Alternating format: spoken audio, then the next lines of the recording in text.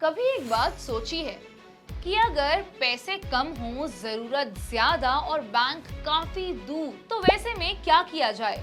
इसी का हल निकालती हैं गांव की महिलाएं। आपने कभी न कभी अपनी मम्मी को, अपने रिश्तेदार को या गांव की औरतों को चिट फंड में हिस्सा लेते हुए देखा होगा। अब ज्यादा लोग चिट फंड के नाम से वाकिफ नहीं होंगे, पर इसे हम गांव में और भी नामों से जैसे कि किटी, बीसी या चिटी के नाम से भी जानते हैं, जहां कुछ महिलाएं आपस में आती हैं और बिना किसी ब्याज के, बिना किसी कागजी काम के, सिर्फ और सिर्फ भरोसे और थोड़ी सी समझदारी के साथ अपनी आर्थिक परिस्थितियों का हल निकालती हैं। पर आप ये सोच रहे होंगे कि ये चिट फंड का जो सिस्टम है आखिर है क्या, कैसे काम करता है, क्या इससे सच में आपको फायदा होता है और क्या इसके कुछ नुकसान भी हैं? तो बिल्कुल परेशान मत होइए, क्योंकि इस वीडियो में मैं आपको चिट फंड से जुड़ी सारी जानकारियां दूंगी।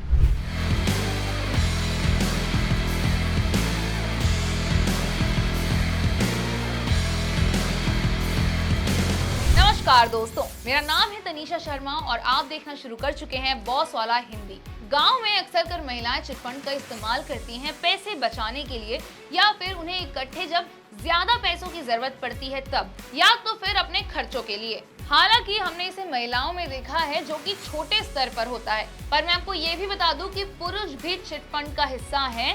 पर पुरुषों का जो चिट फंड होता है वो थोड़े से बड़े रकम का होता है। जैसे कि हम देखते हैं गाँव में महिलाएं नौकरी बहुत कम करती हैं और पैसे बचाने के लिए उनके पास बहुत छोटी रकम होती है। वहीं अगर देखा जाए तो पुरुष जो है वो ज्यादा बड़ी रकम के साथ चिट फंड करते हैं। तो चलिए सबसे पहले मैं आपको ये बताती हूँ कि चिट फंड आखिर काम कैसे करता है। तो चिट फंड दरअसल एक तरह का बजट योजना है, जहाँ कुछ लोग आपसी सहमति से एक ग्रुप बनाकर हर महीने पैसा जमा करते हैं। मान लीजिए एक ग्रुप में 10 लोग हैं, ये सारे 10 के 10 हर महीने 1,000 रुपए जमा करते हैं, यानी कि महीने के 10 लोगों से 1,000 10,000 रुपए। अब ये पूरे के पूरे 10,000 किसी एक व्यक्ति को उसी ग्रुप में से हर महीने दे दिए जाते हैं। अब ये चुना कैसे जाता है कि पैसे हर महीने किसको मिलेंगे, तो ये लकी ड्रॉ के जरिए चुना जाता है, या तो फिर बोलियां लगती हैं, जिसे सबसे ज्यादा पैसे की जरूरत है वो ज्यादा बोली लगाता है, और इसी तरह उन 10 व्यक्तियों को एक एक कर हर महीने 10,000 रुपए मिलते हैं। यानी कि आपने 10 महीने तक 1,000 रुपए जमा किए, 10,000 रुपए, और आपको वापस मिले एक साथ 10,000 रुपए। पर बात ये भी है कि अगर हर महीने आपको 1,000 रुपए देने हैं, यानी कि 10,000, और मिल भी आपको 10,000 रुपए ही रहे हैं, तो इसका फायदा क्या है फिर? दरअसल इसका फायदा ये है कि मान लीजिए आपको कभी पैसों की सख्त जरूरत है। जैसे कि एक उदाहरण ले लेते हैं कि एक किसान है, उस किसान की खेती अच्छी नहीं हुई। अब वो अपने खाने पीने का खर्च तो जैसे तैसे निकाल ले रहे हैं, लेकिन बच्चों की स्कूल की फीस कैसे दे? अब उसके लिए या तो उन्हें किसी से उधारी मांगनी पड़ेगी, जिसके लिए उन्हें ब्याज देना पड़ेगा, या तो फिर बैंक से लोन उठाना पड़ेगा, जिसके लिए फिर वही कागजात की प्रक्रिया, कुछ गिरवी रखना और फिर उसके साथ साथ ब्याज अलग देना पड़ता है। पर यही काम आती है आपकी चिट फंड। तो चिट फंड में आपको हर महीने पैसे तो देने ही हैं, पर आपको कोई भी ब्याज नहीं देना पड़ता, ना ही कोई कागजी कागजात आपको रखवाने पड़ते हैं, और ना ही कुछ आपको गिरवी में देना पड़ता है।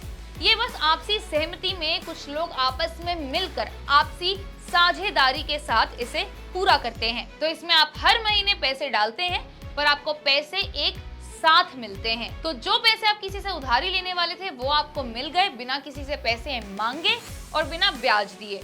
और इसी वजह से ये चिट फंड की प्रक्रिया पीढ़ी दर पीढ़ी पारंपरिक रूप से चलती आ रही है, और खासकर महिलाओं के बीच। अब चलिए ये जानते हैं कि गांव में महिलाएं इसका इस्तेमाल कैसे करती हैं। तो गांव में महिलाएं अपनी पड़ोसन, अपने आसपास की सहेलियां, अपनी रिश्तेदारों को एक साथ बुलाती हैं, या फिर किसी सेल्फ हेल्प ग्रुप के साथ जुड़ जाती हैं। उसके बाद वो तय करती हैं कि हर महीने कितने पैसे जमा करने हैं, 500 रुपए, 1,000 रुपए, 5,000 रुपए, जितना उनसे बन पाए। पर हर किसी को एक ही राशि साथ में देनी होती, तो आपसी सहमति से वो तय करती हैं कि क्या रकम हर महीने रखी जाए। उसके बाद हर महीने ये सारी महिलाएं मिलती हैं, किसी के घर पर, कभी पंचायत भवन में, या कभी कहीं और उसके बाद ज्यादातर जिस तरीके से चुना जाता है कि इस महीने किसे पैसे मिलेंगे, वो तय किया जाता है छोटे छोटे कागजों पर सारी महिलाओं का नाम लिखकर। उसके बाद एक पर्ची निकाली जाती है, और उस पर्ची में जिसका नाम आता है उसे उस महीने की सारी इकट्ठा की गई रकम एक साथ दे दी जाती है। और दूसरा तरीका होता है बोली लगाकर। इसमें मान लीजिए किसी व्यक्ति को पैसे की बहुत ज्यादा जरूरत है, तो वो लोग बोली लगाते हैं उस रकम के लिए। अब बोली लगती ऐसे है कि वो राजी हो जाते हैं जितनी रकम उन्हें मिलनी चाहिए उससे कम रकम में, और जो जितने कम रकम में राजी होता है पैसे उसे दे दिए जाते हैं, और बचे हुए जो पैसे हैं वो बाकी महिलाएं आपस में बांट लेती हैं। और जो चिट फंड को चलाती हैं, यानी कि जो उस ग्रुप की मुखिया होती हैं, वो खास कर किसी ऐसे व्यक्ति को बनाया जाता है जो जिम्मेदार और समझदार हो। पर इसमें आखिर फायदा क्या है? तो फायदा इसमें ये है कि कभी आप किसी आपातकालीन स्थिति में अगर फंसे हैं जहां आपको पैसों की सख्त जरूरत है, तो उस स्थिति में बिना किसी से आप पैसे मांगे हुए अपने ही पैसे एक साथ ले सकते हैं, वो भी समय से पहले। यानी कि आपको 10 महीने तक 1,000 रुपए देने हैं, पर आपने दूसरे महीने में ही 10,000 रुपए उठा लिया और बाकी के 1,000 रुपए आप धीरे धीरे कर चुका देते हैं। इससे बचत की आदत भी लगती है। खासकर जब महिलाएं इस ग्रुप में होती हैं तो वो हर महीने पैसे बचाती हैं, क्योंकि उन्हें अपने ग्रुप में उन पैसों को देना होता है, और इसमें ना तो किसी बैंक की जरूरत होती है ना किसी कागजी काम की। और गांव में कई महिलाएं तो इस चिट फंड का हिस्सा इसलिए भी बनती हैं क्योंकि उन्हें अपना कारोबार या उनका बिजनेस शुरू करना होता है, जैसे कि सिलाई की दुकान या किराने की दुकान, जिसके लिए उन्हें कुछ राशि चाहिए होती है शुरू करने के लिए। वो राशि वो यहाँ से लेती हैं। और सबसे खास बात तो ये है कि इसमें ब्याज की जरा भी टेंशन नहीं है, यानी कि आपके पैसे हैं, आपको ही मिल रहे हैं, समय से पहले मिल रहे हैं, एक साथ इकट्ठा होकर ज्यादा राशि मिल रही है, और आपको बिल्कुल भी ब्याज नहीं देना है। और इससे गांव में रहने वाली महिलाओं का सामाजिक जुड़ाव भी होता है, क्योंकि वो और महिलाओं से मिलती हैं और उनसे विश्वास और सहयोग की भावना को बढ़ाती हैं। चलिए आपको एक कहानी बताकर ये पूरी बात बहुत ही आसानी से समझा देती हूँ। महाराष्ट्र के एक गांव में सावित्री नाम की एक औरत है।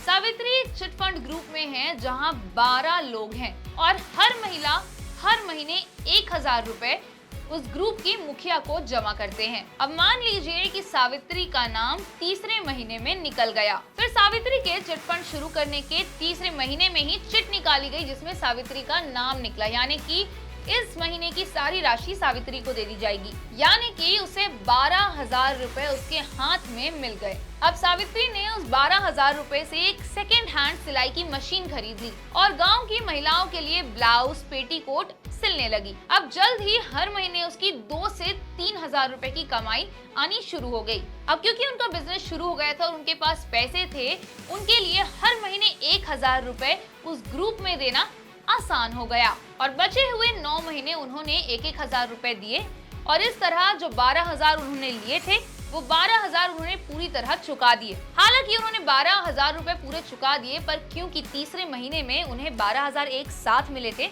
उन्होंने अपना बिजनेस शुरू कर दिया और वो बिजनेस चलता रहा। तो इसका आसान सा मतलब ये है कि उस 12,000 जो उन्हें इकट्ठे मिले, उसने उन्हें आत्मनिर्भर बनने में मदद की, जहां उन्हें ना 1 रुपए ब्याज देना पड़ा, ना किसी से उधारी लेनी पड़ी, और ना ही कागजी झमेलों में फंसना पड़ा।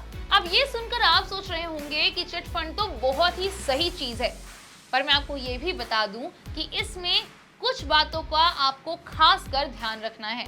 पहला, जिस व्यक्ति को आपने उस ग्रुप का मुखिया बनाया है, अगर वो व्यक्ति आपके पैसे लेकर भाग जाता है तो आपके पैसे डूब जाएंगे। तो उस बात का भी आपको पूरी तरह ध्यान रखना है कि जिस भी व्यक्ति को आप अपने ग्रुप में आपसी सहमति से चुन रहे हैं वो समझदार हो, और सबसे बड़ी बात भरोसेमंद हो। दूसरा, कई बार कई सदस्य पहले पैसे उठा लेते हैं पर उसके बाद पैसे देना बंद कर देते हैं, तो इसके लिए भी आपको तैयार रहना होगा कि अगर ऐसी स्थिति उत्पन्न होती है तो आपको उससे कैसे निपटना है। तो इसीलिए सबसे जरूरी आपके लिए है कि आप एक ऐसे ग्रुप के साथ जुड़ें जहां भरोसेमंद लोग हों, आपसी लोग हों जिन पर आप भरोसा कर सकें। और अगर आपको समझ नहीं आ रहा है कि मैं किनके साथ जुड़ूं, तो सरकार की बनाई हुई भी चिट फंड ग्रुप्स होती हैं, आप उनसे भी जुड़ सकते हैं। लेकिन हाँ, उनके नियम जरा कुछ अलग होते हैं और वो रेगुलेटेड होते हैं, तो उसका भी आपको ध्यान रखना होगा। तो हालांकि चिट फंड के बारे में आप तो काफी समझ गए होंगे, बस मैं एक चीज कहना चाहूंगी कि चिट फंड काफी फायदेमंद हो सकता है।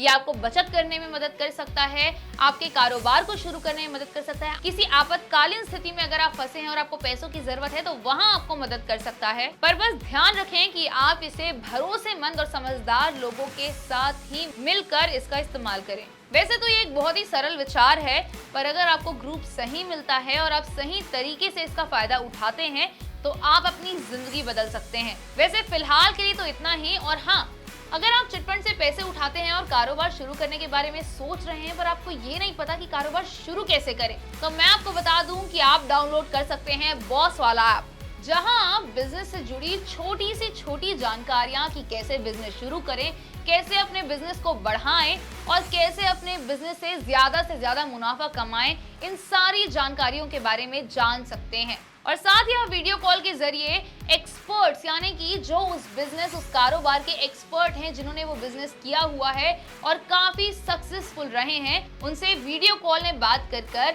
बिजनेस से जुड़ी सारे सवालों के उत्तर ले सकते हैं। तो आज के लिए बस इतना ही। मैं आपसे फिर मिलूंगी ऐसी ही जानकारियों के साथ। बॉस वाला, बी द बॉस।